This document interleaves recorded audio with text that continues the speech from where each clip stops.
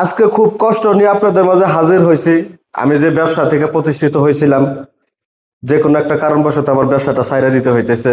আমি এই দোকানটা বিক্রি করে ফেলাইবো। তো আপনাদের মাঝে তার কারণে আমি হাজির হয়েছি। তো আপনাদের এই দোকানের মধ্যে কি কি আছে আমি দেখাইতেছি। এই যে দেখেন না, একটা ফ্রিজ, দুইটা, তিনটা, আর ওখানে দুইটা, এখানে একটা, ছয়টা ফ্রিজ আছে।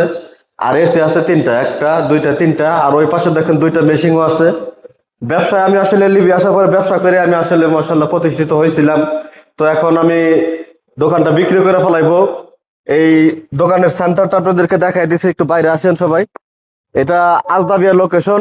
আর এই যে দোকানটা মাশাআল্লাহ অনেক বড় আছে। তো কত দিনার হলে আপনারা এটা কিনতে পারবেন, আপনারা একটু কমেন্টের মাধ্যমে দ্রুত গতিতে জানিয়ে দিবেন। আর বিশেষ করে আমার শ্রদ্ধেয় বাংলাদেশি ভাইরা যদি থাকেন লিবিয়া, তারা যদি আমার ভিডিও দেখে আসেন, তাহলে তাদের জন্য একটু স্যাক্রিফাইস করা হবে।